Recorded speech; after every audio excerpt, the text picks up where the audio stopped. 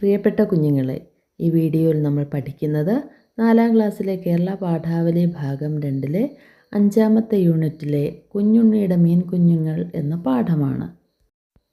മറ്റുള്ളവരുടെ വിഷമങ്ങൾ സ്വന്തം വേദനയാവുമ്പോഴാണ് നാം മെച്ചപ്പെട്ട മനുഷ്യരാവുന്നത്. കുഞ്ഞുണ്ണിയുടെ മീൻ കുഞ്ഞുങ്ങൾ. മഴ തോർന്ന നേരം കുഞ്ഞുണ്ണിയും മനസ്സും വയൽ മുറിച്ചു പോകുന്ന ചാലിനടുത്തെത്തി. മഴവെള്ളത്തോടൊപ്പം പരൽ മീനുകൾ ഒഴുകുന്ന ചാല്. അത് അവസാനിക്കുന്നത് വലിയൊരു കുളത്തിലാണ്. നിറയെ മീനുകളുണ്ടതിൽ. കുഞ്ഞുണ്ണി വീട്ടുമുറ്റത്തേക്ക് എത്തി നോക്കി. ഭാഗ്യം, മുറ്റത്താരുമില്ല. അവൻ കുപ്പായത്തിനുള്ളിൽ ഒളിപ്പിച്ച തോർത്തുമുണ്ട് പുറത്തെടുത്തു. അനസ് വലിയൊരു പ്ലാസ്റ്റിക് കുപ്പി കൊണ്ടുവന്നിട്ടുണ്ട്. അവർ ചാലിലിറങ്ങി. തലയിൽ വെള്ളപ്പൊട്ടുള്ള കണ്ണിച്ചാനും വെള്ളിക്കഷ്ണങ്ങൾ പോലുള്ള പുല്ലൻ കുഞ്ഞുങ്ങളും തലങ്ങും വിലങ്ങും കൂട്ടത്തോടെ പായുന്നു. അവർ തോർത്തുമുണ്ടിൻ്റെ രണ്ടറ്റവും പിടിച്ചു. മീൻ കുഞ്ഞുങ്ങളെ കോരിയെടുത്തു. ഒട്ടുമിക്കതും വെള്ളത്തിലേക്ക് തന്നെ തുള്ളി. 5-6 അവരുടെ പിടിയിലായി.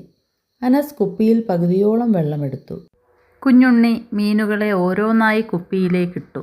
തോർത്തുമുണ്ട് പിഴിഞ്ഞ് അരയിൽ കെട്ടി. വാ പോകാം, കുഞ്ഞുണ്ണി ധൃതി വച്ചു. അച്ഛൻ കണ്ടാൽ 2 പൊട്ടിക്കുമെന്ന് അവൻ ഉറപ്പുണ്ട്. ബാപ്പയുടെ നീട്ടിയുള്ള വിളി കേട്ട് കുപ്പി കുഞ്ഞുണ്ണിയെ ഏൽപ്പിച്ച് അനസ് വയൽവരമ്പിലൂടെ 80-ൽ വിട്ടു. അമ്മ കണ്ടാൽ അച്ഛൻ അറിയുമല്ലോ. എന്താ ഒരു വഴി? കുഞ്ഞുണ്ണി ആലോചിച്ചു. പിന്നെ സാവധാനം ചായപ്പിലേക്ക് നടന്നു. അവിടെ ഒരു മൂലയിൽ കുപ്പി വച്ചു. വൈകിട്ട് ഉപ്പുമാവ് കഴിക്കുമ്പോഴാണ് അവൻ ഓർത്തത്. അയ്യോ, മീൻ കുഞ്ഞുങ്ങൾക്ക് തിന്നാനൊന്നും കൊടുത്തില്ലല്ലോ. കുഞ്ഞുണ്ണി തൈത്തടത്തിൽ കമ്പുകൊണ്ട് കിളയ്ക്കാൻ തുടങ്ങി. അവൻ്റെ പ്രതീക്ഷ തെറ്റിയില്ല. ഒരു മണ്ണിരയെ വലിച്ചെടുത്ത് കഷണങ്ങളാക്കി ചായപ്പിലേക്ക് ഓടി. തിരിച്ചിറങ്ങുമ്പോൾ മുറ്റത്തതാ അച്ഛൻ. എന്താടാ ഒരു കള്ളത്രാണം? പോ, വേഗം കുളിച്ചു വാ. അച്ഛൻ്റെ സ്വഭാവം ഇതാണ്. വികൃതി കാണിച്ചാൽ അന്നേരം പിടിച്ച് പൊട്ടിക്കില്ല. രാത്രി കിടക്കാൻ നേരത്താണ് കലാപരിപാടി. ഇന്നത്തെ രാത്രി കുശാലായി. കുഞ്ഞുണ്ണി അറിയാതെ ചന്തി തടവി. രാത്രി ഭക്ഷണം കഴിച്ച് അച്ഛൻ കുഞ്ഞുണ്ണിയെ വിളിച്ചു. അവൻ പേടിയോടെ അച്ഛൻ്റെ അടുത്തേക്ക് വന്നു. അച്ഛൻ കിടക്കുകയാണ്. വാ, നീ ഇവിടെ കിടക്ക്, ഞാനൊരു കഥ പറയാം. കുഞ്ഞുണ്ണി ആശ്ചര്യപ്പെട്ടു. ഇല്ല, അച്ഛനൊന്നും അറിഞ്ഞിട്ടില്ല. അച്ഛൻ കഥ പറയാൻ തുടങ്ങി. കുമ്മാട്ടി എന്ന സിനിമയുടെ കഥയാണ്. ആരംഭത്തീരമ്പത്തൂരമ്പത്ത് എന്ന പാട്ടുപാടി കുമ്മാട്ടിയായ അപ്പൂപ്പൻ വരികയാണ് ചിണ്ടൻ എന്ന കുട്ടിയുടെ ഗ്രാമത്തിലേക്ക്. ചിണ്ടനും കൂട്ടുകാരും കുമ്മാട്ടിയുമായി ചങ്ങാത്തത്തിലായി. മൃഗങ്ങളുടെയും പക്ഷികളുടെയും മുഖംമൂടി അണിഞ്ഞ് പാട്ടും പാടി ആട്ടമാടുന്ന കുട്ടികളെ കുമ്മാട്ടി മൃഗങ്ങളും പക്ഷികളുമാക്കി മാറ്റി. അവർ സന്തോഷത്തോടെ തുള്ളിയും പറന്നും കളിച്ചുകൊണ്ടിരുന്നു. ചിണ്ടൻ ഒരു നായയായി. പെട്ടെന്ന് അവർക്കിടയിലേക്കൊരു നായ വന്നു. അത് നായയായ ചിണ്ടനെ കണ്ടു. അത് ചിണ്ടനു നേർക്ക് നാക്കുനീട്ടി പല്ലുകാട്ടി മുരണ്ടുകൊണ്ടടുത്തു. അവൻ ഓടി. നായ പിന്നാലെ ഓടി. അത് ചിണ്ടനെ ദൂരേക്ക് ഓടിച്ചു. ഇതൊന്നും കുമ്മാട്ടിയോ കൂട്ടുകാരോ അറിഞ്ഞില്ല. അയ്യോ, എന്നിട്ട്? കുഞ്ഞുണ്ണി ജിജ്ഞാസുവായി. കുമ്മാട്ടി കുട്ടികൾക്ക് മനുഷ്യരൂപം തിരിച്ചു നൽകി. മുഖംമൂടികൾ വാങ്ങി. പാട്ടും പാടി മറ്റൊരു നാട്ടിലേക്ക് യാത്രയായി. കുട്ടികൾ സന്തോഷത്തോടെ വീടുകളിലേക്ക് തിരിച്ചു. എന്നാൽ ചിണ്ടനോ?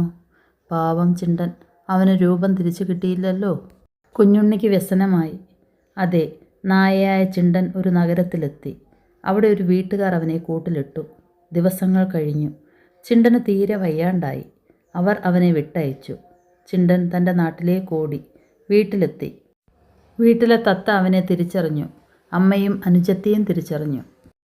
അമ്മ അവനെ കോരിയെടുത്ത് ഉമ്മ കൊടുത്തു. പാത്രത്തിൽ കഞ്ഞി കൊടുത്തു. ചിണ്ടൻ നക്കി നക്കി കുടിച്ചു. അച്ഛാ, ചിണ്ടന് മനുഷ്യരൂപം കിട്ടാൻ എന്താ വഴി? കുഞ്ഞുണ്ണി സങ്കടത്തോടെ ആരാഞ്ഞു. ഒരു വഴിയേയുള്ളൂ, ആ കുമ്മാട്ടി വരണം. അച്ഛൻ കഥ തുടർന്നു. ഋതുക്കൾ മാറി മാറി വന്നു. ചിണ്ടന് പുറത്തു പോകാൻ പറ്റാതായി. കൂട്ടുകാരൊന്നിച്ച് കളിക്കാനോ സ്കൂളിൽ പോകാനോ കഴിയില്ലല്ലോ. ഒരു ദിവസം ചിണ്ടൻ വീട്ടുമുറ്റത്ത് കിടക്കുമ്പോൾ ദൂരെ നിന്ന് ആ പാട്ട് കേട്ടു. ആരംഭത്തേരമ്പത്തൂരമ്പത്ത്. അവൻ ചാടി എഴുന്നേറ്റ് ശരവേഗത്തിലോടി. അതെ, അത് നമ്മുടെ കുമ്മാട്ടിയായിരുന്നു. ചിണ്ടൻ കുമ്മാട്ടിയുടെ കാൽക്കൽ വീണു. മോനെ ചിണ്ടാ. കുമ്മാട്ടി അവനെ തിരിച്ചറിഞ്ഞു. അവനെ കെട്ടിപ്പിടിച്ച് ഉമ്മ കൊടുത്തു. ഉടനെ ചിണ്ടന് മനുഷ്യരൂപം കിട്ടി. ഹായ്, കുഞ്ഞുണ്ണി കൈയടിച്ചു. ചിണ്ടൻ വീട്ടിലേക്ക് ഓടി. വീട്ടിലെത്തിയ ചിണ്ടൻ ആദ്യം ചെയ്തത് എന്താണെന്നറിയാമോ? ചിണ്ടൻ കൂട് തുറന്ന് തൻ്റെ തത്തയെ കയ്യിലെടുത്ത മുറ്റത്തേക്കിറങ്ങി. അതിനെ ആകാശത്തേക്ക് പറത്തിവിട്ടു. അത് പറന്നു പറന്ന് ആകാശത്തുള്ള പറവക്കൂട്ടത്തിലൊന്നായി ചേരുന്നത് ചിണ്ടൻ നോക്കി നിന്നു.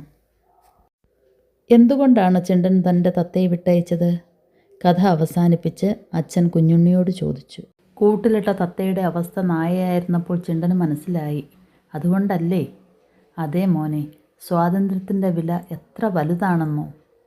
നേരമേറെയായിട്ടും കുഞ്ഞുണ്ണിക്ക് ഉറക്കം വന്നില്ല. കൂട്ടിലിട്ട ചിണ്ടൻ്റെ രൂപം മനസ്സിൽ നിന്ന് പോകുന്നേയില്ല. പെട്ടെന്ന് ആ കൂടൊരു കുപ്പിയാകുന്നതും ചിണ്ടൻ മീൻകുഞ്ഞുങ്ങളായി മാറുന്നതും ഞെട്ടലോടെ അവൻ കണ്ടു. അവൻ ചാടി എണീറ്റു, വിയർത്തു. തിരിഞ്ഞും മറിഞ്ഞും കിടന്നവൻ നേരം വെളുപ്പിച്ചു. പതിവില് നേരത്തെ എണീറ്റവൻ ചായ്പിലേക്ക് പോയി. കുപ്പിയെടുത്ത് ചാലിലേക്ക് ഓടി. തെളിഞ്ഞ ചാലിലേക്ക് അവൻ മീൻകുഞ്ഞുങ്ങളെ ഒഴുക്കി വിട്ടു. അവ മീൻപറ്റത്തിലേക്ക് തുഴഞ്ഞു നീങ്ങുന്നത് കുഞ്ഞുണ്ണി നോക്കി നിന്നു. അവൻ്റെ മുഖം പ്രസന്നമായി. അപ്പോൾ ഒരു ചാറ്റൽ മഴ അവനെ തഴുകി. കുഞ്ഞുണ്ണിയുടെ മീൻകുഞ്ഞുങ്ങൾ എന്ന കഥ എഴുതിയത് സുരേന്ദ്രൻ കാടങ്കോട്.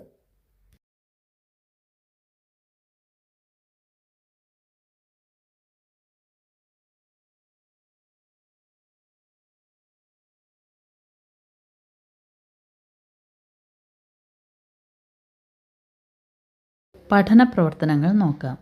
കഥയിലെ ഏറ്റവും പ്രധാനമെന്ന് നിങ്ങൾക്ക് തോന്നിയ ഭാഗം ഏതാണ്? എന്തുകൊണ്ട്? കുഞ്ഞുണ്ണി മീൻ പിടിച്ച് കുപ്പിയിലിട്ട് വച്ചത് കണ്ടിട്ടും വഴക്കു പറയുകയോ അടിക്കുകയോ ചെയ്യാതെ അച്ഛൻ കുമ്മാട്ടിയുടെ കഥ പറഞ്ഞുകൊടുത്ത് സ്വാതന്ത്ര്യത്തിൻ്റെ വില മനസ്സിലാക്കി കൊടുക്കുന്നു. അതിലൂടെ കുഞ്ഞുണ്ണി തൻ്റെ തെറ്റ് മനസ്സിലാക്കുകയും തിരുത്തുകയും ചെയ്യുന്നു. ഇതാണ് ഈ കഥയിലെ ഏറ്റവും പ്രധാനമെന്ന് എനിക്ക് തോന്നിയ ഭാഗം. അടുത്ത പ്രവർത്തനം നോക്കാം. സ്നേഹവും സ്വാതന്ത്ര്യവും നിഷേധിക്കപ്പെട്ട മനുഷ്യരും ജീവികളും അനുഭവിക്കുന്ന വിഷമങ്ങളോട് നിങ്ങൾ എങ്ങനെ പ്രതികരിക്കും? സ്നേഹത്തിൻ്റെയും സ്വാതന്ത്ര്യത്തിൻ്റെയും വില ഞാൻ മനസ്സിലാക്കും. എൻ്റെ കൂടെയുള്ളവരോട് അത് ഞാൻ പറഞ്ഞു കൊടുക്കും. ഓരോരുത്തരെയും കേൾക്കുകയും അവരുടെ വിഷമങ്ങൾ സ്വന്തം വിഷമമായി കണ്ട് അവർക്ക് ചെയ്തു കൊടുക്കാൻ പറ്റിയ കാര്യങ്ങൾ ചെയ്തു കൊടുക്കും. മറ്റുള്ളവരോട് പറഞ്ഞ് ചെയ്യാൻ കഴിയുന്ന സഹായങ്ങൾ ചെയ്തു കൊടുക്കും.